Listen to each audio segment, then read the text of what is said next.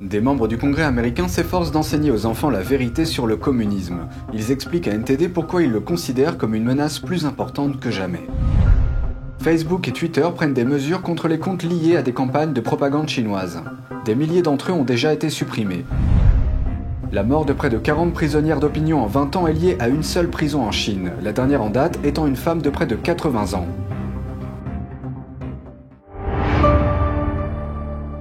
Bienvenue dans Regard sur la Chine, je suis Vladian Huitens. Tout d'abord, nous nous tournons vers Taïwan. Le plus haut diplomate américain pour l'Asie a exprimé publiquement son soutien à Taïwan. Le secrétaire d'État adjoint aux affaires de l'Asie de l'Est et du Pacifique, Daniel Kritenbrink, s'est exprimé jeudi à Singapour affirmant que les États-Unis sont fermement résolus à aider Taïwan. Il a déclaré « Alors que la menace et la coercition de la République populaire de Chine augmentent, je pense que nous devons également répondre de manière appropriée ». Il a évoqué le soutien sur l'autodéfense et le commerce. Il a ajouté que les États-Unis avaient l'intention de respecter leurs obligations et engagements solides comme le ROC.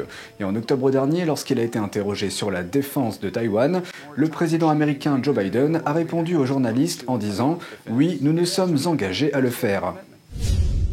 Pékin a réagi quelques heures à peine après que l'ancien Premier ministre japonais a déclaré que le Japon et les États-Unis ne pourraient pas rester sans réagir si la Chine attaquait Taïwan.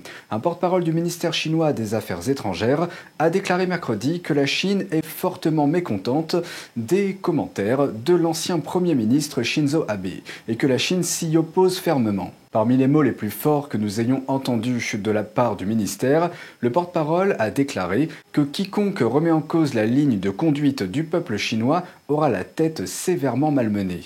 En plus de cela, le ministre adjoint des Affaires étrangères chinois a pris un rendez-vous urgent avec l'ambassadeur du Japon en Chine afin de présenter une déclaration solennelle concernant les remarques d'Abe. Mais l'ambassadeur japonais déclare que le Japon ne peut accepter les revendications unilatérales de la Chine. Abe a tenu ses propos lors du forum virtuel d'un think tank taïwanais mercredi. Il a également déclaré qu'une urgence pour Taïwan est une urgence pour le Japon et donc une urgence pour l'alliance nippo-américaine. Le Japon développe des missiles balistiques de plus longue portée en prévision d'une éventuelle confrontation avec la Chine. Le ministère japonais de la Défense prévoit d'achever la construction de ces missiles d'ici le milieu des années 2020 et il devrait être capable de parcourir plus de 950 km. À Washington DC, des membres du Congrès américain ont présenté un projet de loi visant à apprendre aux enfants l'histoire du communisme. Ils s'inquiètent du fait que le manque d'éducation sur les régimes communistes a conduit les jeunes Américains à soutenir une idéologie que les membres du Congrès qualifient de foncièrement mauvaise. Melina Weisskopf de NTD nous en dit plus depuis la colline du Capitole. Un groupe de membres du Congrès se sont exprimés sur les raisons pour lesquelles ils estiment que la menace du communisme est plus importante aujourd'hui qu'auparavant et comment surmonter cette menace. Un membre du Congrès dit qu'il est de la responsabilité de chaque personne d'agir. C'est maintenant notre responsabilité, personne d'autre. Chacun d'entre vous, c'est entre vos mains. Les membres du Congrès présentent un projet de loi intitulé Crucial Communism Teaching Act, loi sur l'enseignement autour du communisme, qui vise à montrer aux jeunes Américains l'héritage du communisme. L'Union soviétique a disparu, mais cet héritage a perduré. Il a commencé avec le radicalisme marxiste des années 60, jusqu'au radicalisme de la théorie critique de la race d'aujourd'hui. C'est souvent le même schéma. La menace du communisme, le mal du communisme, le mal inhérent au communisme. Une idéologie qui a conduit à d'innombrables morts et à des persécutions continues contre les personnes croyantes. Aujourd'hui encore, le régime communiste chinois emprisonne, torture et tue des pratiquants de Falun Dafa et des Ouïghours. Ma sœur est détenue depuis septembre 2018. Cela fait plus de 3 ans que je n'ai aucune idée de l'endroit où elle se trouve. La conscience du monde, la conscience de l'humanité est à l'épreuve. Ce serait un échec pour la conscience de l'humanité. Donc nous devons agir. Nous devons arrêter ce régime maléfique. La principale marraine de ce projet de loi, la députée Maria Salazar, est issue d'une famille qui a fui le Cuba communiste. Elle nous dit que la jeune génération a mis Fidel Castro au pouvoir parce qu'elle ne comprenait pas la vraie nature du communisme. Je suis très inquiète que les générations futures, mes petits-enfants et mes arrière-petits-enfants, nous disent la même chose. Vous ne nous avez pas appris à quel point c'était mauvais. Et malheureusement, le socialisme et le communisme sont très pernicieux. Une fois qu'il est en place, c'est comme un chien enragé. Il vous mord et ne vous lâche plus. C'est une attaque contre l'humanité. C'est le mal. C'est très mauvais. Et en étant si mauvais, ça ne fait que détruire l'âme humaine et tout le reste. Et le membre du Congrès Jacobs affirme que les Américains sont plus vulnérables à cette menace aujourd'hui quand les principes de la foi et de la famille sont attaqués. La foi a été ébranlée. Vous savez, que les gens croient en Dieu et aillent à l'église. Cela a été affaibli en ce moment. Et nos structures familiales, à beaucoup de niveaux, ont été affaiblies. Un sondage réalisé en 2020 révèle qu'un millénial sur 5 voit le communisme d'un bon œil et qu'un plus grand nombre encore de la génération Z, 1 sur 3, adhère à cette idéologie. Le socialisme est une utopie, c'est une idée merveilleuse. Le socialisme est très attrayant pour les jeunes, c'est très utopique. Vous savez, c'est une idée comme quoi nous pourrions avoir tout ce que nous voulons et que ça marcherait. Sauf que ça ne marche jamais parce que ça va directement contre la nature humaine. La vérité est que c'est un effort de subversion qui a commencé avec les soviétiques. Ils l'ont fait il y a des décennies.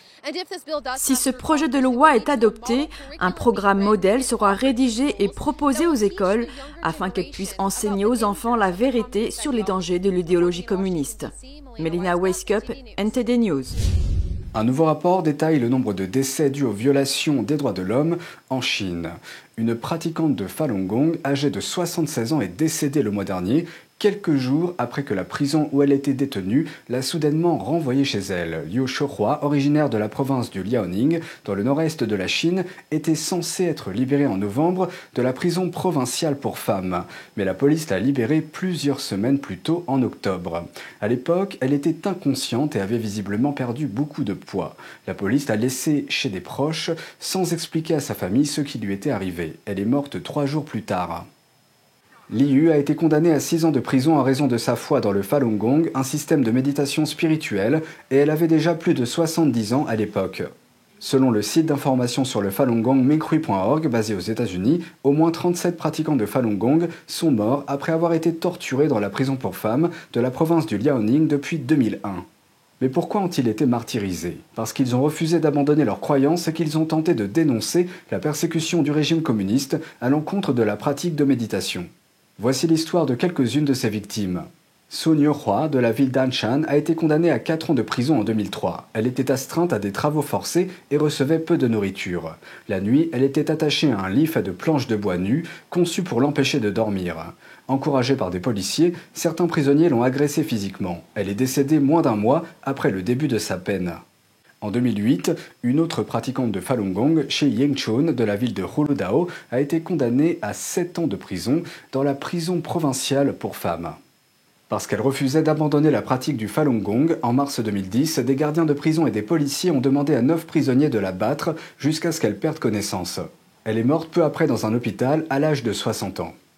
Une autre pratiquante, Ding Zhengfang, de la ville de Dalian, a été condamnée à 8 ans de prison. Quelques années après sa condamnation, en novembre 2008, des gardiens de prison ont attaché Ding à un tuyau de chauffage et l'ont battue. Elle est restée ainsi pendant 7 jours et 7 nuits, jusqu'à ce qu'elle soit au bord de la mort. Elle est morte en 2011, à l'âge de 61 ans.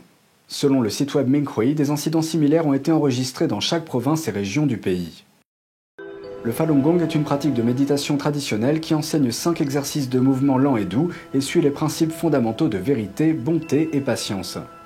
Le régime communiste chinois a interdit le Falun Gong depuis 1999. Il craint que sa popularité ne favorise la liberté de pensée et la moralité, des valeurs qui contredisent le régime communiste.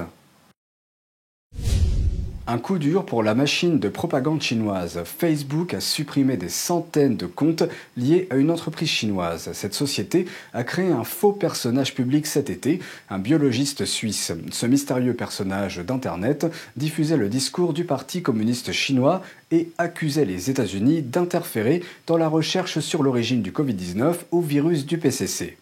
Jusqu'à récemment, lorsque des chercheurs sur Facebook ont découvert que ce soi-disant expert avait été créé par une entreprise technologique chinoise. L'entreprise, appelée Sichuan Silence Information Technology, n'a pas immédiatement répondu à une demande de commentaires. Facebook a supprimé plus de 500 comptes liés à cette société mercredi. Sous le nom non suisse de Wilson Edwards, le prétendu expert avait été largement cité en juillet par les médias d'État chinois comme un lanceur d'alerte.